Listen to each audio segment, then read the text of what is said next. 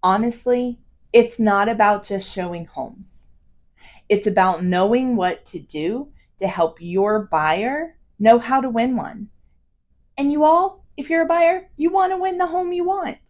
It's the house you've dreamed about. It's the house that you've walked through and it just felt right.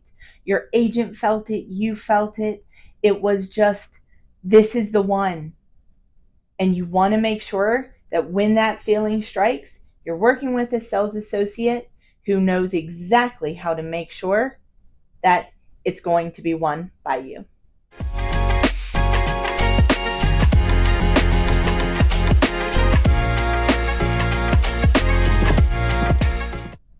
Hey everyone, this is Lindsay Williams, and welcome to Real Estate Insights with your favorite broker, where we talk real estate with real talk. And today we are going to dive into the questions that you need to be asking your buyer agent. It is so common for sellers to think of the list of things they're going to ask their selling agent, the seller's agent, the person who's going to list their property.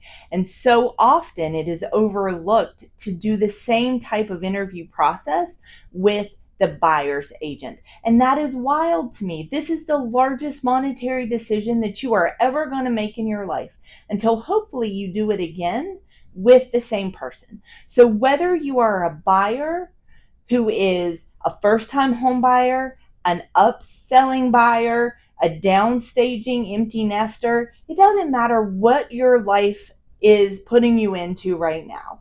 You need to be asking the questions that you can put yourself in a place where your chemistry with your agent is right. The truth of the matter is, you don't want to feel stuck with someone that you don't feel comfortable with making this decision. So let's dive into some of the questions that you need to ask to make sure that you are putting yourself in the right place, asking the right questions so you don't find yourself with the wrong agent. Let's get into it. Buying a home is emotional, complicated, and expensive. And if you are not asking questions to be able to see how your agent is going to navigate this transaction with you, you may find yourself angry and grumpy and sad through the process. Because let's be honest, not all agents work the same way. Not all people are created equal. Not all agents are created equal. And you as a buyer deserve clarity on how this agent is going to handle the transaction for you. These questions that we are going to discuss help buyers find a strong fit. And honestly, it empowers an agent to show their value to you. I tell my team all the time, you want a buyer to ask you these questions. And if they're not asking you these questions, you want to sit down with them during your buyer orientation, which actually, let's just digress a second. If you're not having a buyer orientation with your agent, you need to hit pause on this, time out, and ask for one. What is this process going to be? Tell me what to expect. An educated buyer is definitely easier to work with on both sides. You know what to expect and what to expect out of your agent and what's going to happen through the process. And it's going to be so much less stressful for you. But during that buyer agent orientation, what you are going to see is the opportunity to iron out all of the process and what to expect. That allows your agent to show their value. When you're having this, I tell my agents, you guys, you have to tell them what to expect. Ask their communication style. Figure out how they want you to communicate with them, along with a ton of other things.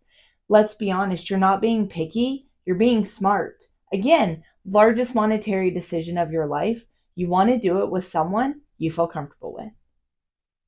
All right, so let's actually jump into the content of this, the actual meat and potatoes of what questions I am talking about. You want to know how well the agent knows this area. So ask, how well do you know this area? That is a huge question. That doesn't mean they have to be born and raised here, although sometimes that's helpful because they've gone through the school system, they've gone through all the history of being here. They may have generational history here. They could tell you all of the things. But that also doesn't mean that someone who's relocated here recently hasn't done a ton of research and understands what it's like to relocate into the area. So I'm not saying either one's better than the other. I'm just saying that it's super important to understand how well that agent knows the area. We always say that we live here, we work here, we play here too. We aren't just people who are out and about selling real estate with no ties to the community. We are the people who want to be your community ambassador, the people with the ties to the community.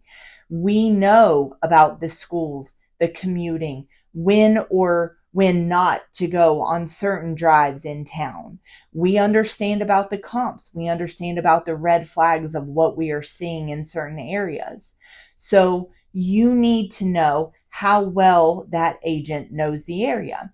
With that being said, just because you know someone and they're licensed in a state, they can practice all over the state, that doesn't mean they should be. They need to be practicing in a demographic area in which they feel comfortable, where they know their space. I have helped so many buyers over the time in my career, my 23-year career. One of the things that I like to do the most is first-time home buyers. I love to work with first-time home buyers. And one of the reasons is that I get to educate them on the process of real estate and what to expect. But it's so interesting because so often they think they want one thing when they don't really understand the area. What they think they can get in the area is not what is actually attainable in that space. So talking about commutes, you might, for this price point, be in this location, but if we go one county over, your drive commute to work is going to be exactly the same, but you can get more house for your money and actually probably be happier in that community as a first-time home buyer. People who are super well connected to their community with their thumb on the pulse of that community know those answers. So those agents who are super well connected, who know the area and take the time to research and know and stay in the know about everything that's going on in the area, are the people that you want to work with. That's who you want to be part of your real estate transaction. Those people are the ones who have the local knowledge, who instill the confidence in your buying decision. So the second question I have, which I alluded to before as well, is what is your communication style? Every generation talks differently, and realtors are super chameleon-like. We have a way we prefer to communicate, but we also can communicate with you the way you want to be communicated with. Do you want to have text, calls, emails, and what's the frequency by which you wish to hear from your agent? That is super important. We get that a lot on the seller side of things. For sure, they want feedback. They want to know what's happening with their listing. But on a buyer side, we also need to have that same set of expectations that we set very early in the process. Do you prefer us to text? Does your work schedule allow you to text? Do you have your phone with you at work? Are you able to text? Do you have access to email? Can you take calls while you are at work? Those types of things are super important to let your agent know. And without talking about that communication style and how they hope to communicate with you, you don't open up Pandora's box to all the other questions that just come flowing from that one simple question. It actually prevents so much frustration and it keeps the deal on track. There is time is of the essence is a thing that we talk about. And we also say that a verbal agreement is as valid as the paper it's written on, right? So when we are in the thick of negotiations, we have certain amount of time frame that we have to stay on track of and on top of. your agent is going to make sure that you're hitting those deadlines and making sure that everything is going as it is supposed to be going. But if we don't know what your schedule is, or how we can get in touch with you, or how we can communicate with you at all hours of the day, we're not trying to talk to you at 2 a.m. Promise, we don't want to talk to you at 2 a.m. either, most likely. But we need to know how we can get in touch with you and make sure that we can get you the house that you want. And if your communication style clashes with the agent you're talking to, that gets really uncomfortable really fast. If you are a person and you just absolutely hate texting, and your agent's going to insist on texting, this is not going to work out. If you just don't text, let them know. If they continue to text you, this isn't going to work. Let them know, I don't text. If you don't email, and seriously, y'all, in this day and age, people still don't email. If that's the case, then wet signatures will have to be gotten on contracts. So your realtor needs to know that you don't email. That's super important.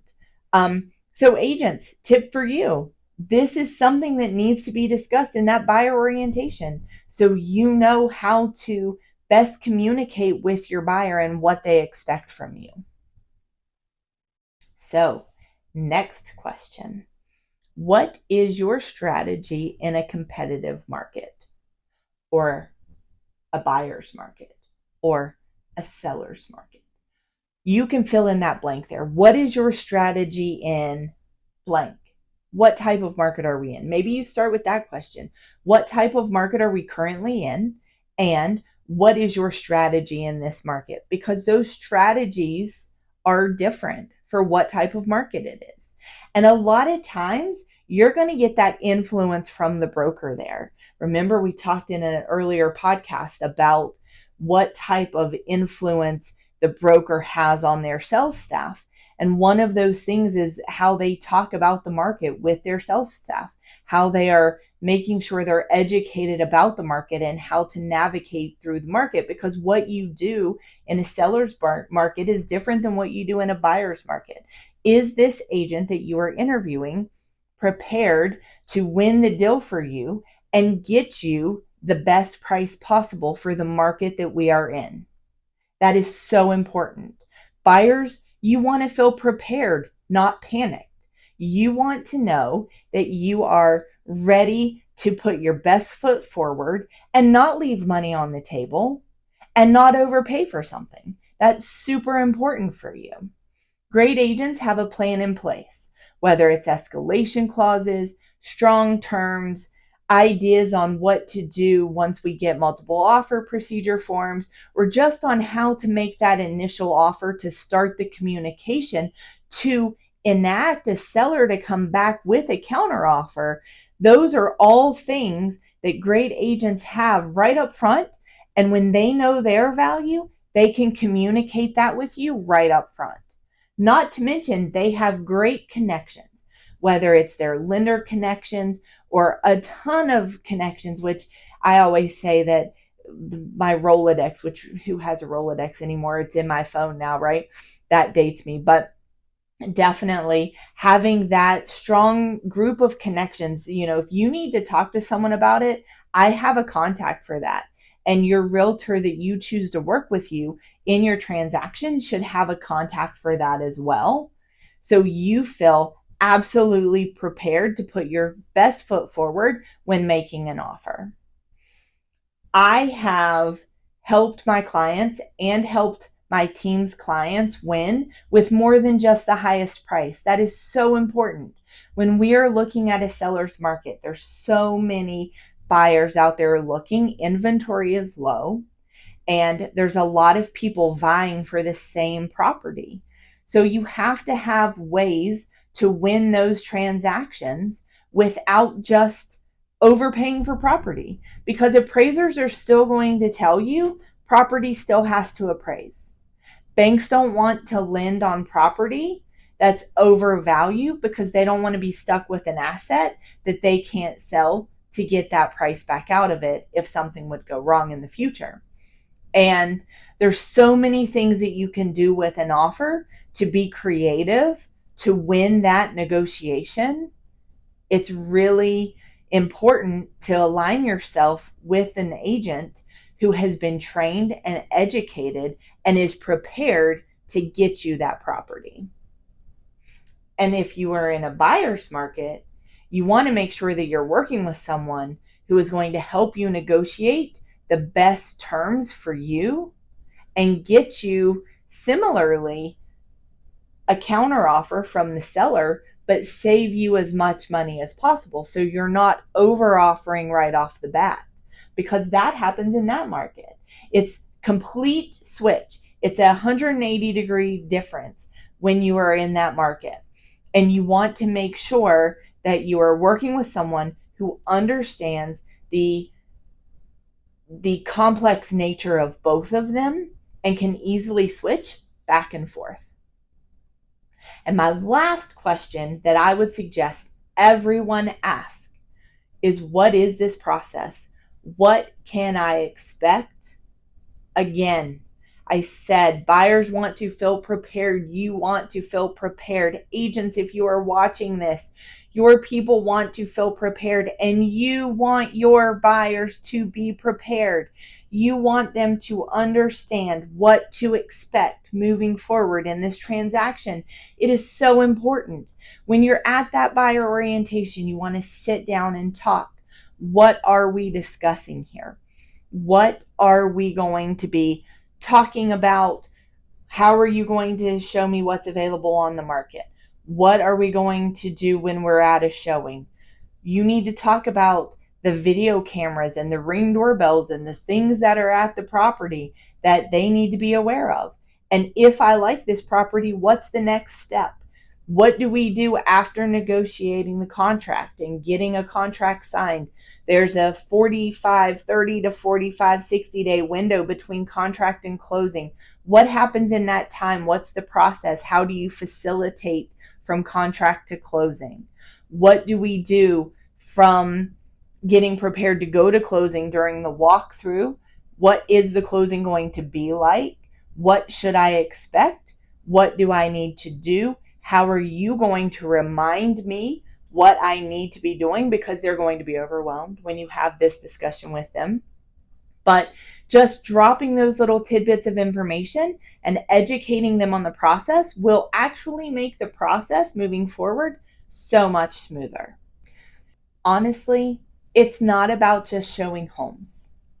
It's about knowing what to do to help your buyer know how to win one. And you all, if you're a buyer, you want to win the home you want. It's the house you've dreamed about. It's the house that you've walked through and it just felt right. Your agent felt it. You felt it. It was just, this is the one. And you want to make sure that when that feeling strikes, you're working with a sales associate who knows exactly how to make sure that it's going to be won by you. So how about a couple bonus questions? I think it is also super important to ask your agent if they work solo or with a team. And when I say if they work with a team, that doesn't mean that there's two agents that are working together or a group of agents that work together. I am even saying there may be an agent that has an assistant or a transaction coordinator, because a lot of times there is the one person who is like the face of the team, who goes out and gets the business and shows the houses, but then drops everything off to a transaction coordinator, or whose assistant does all the communication from that point forward. And oftentimes that can be confusing to a buyer.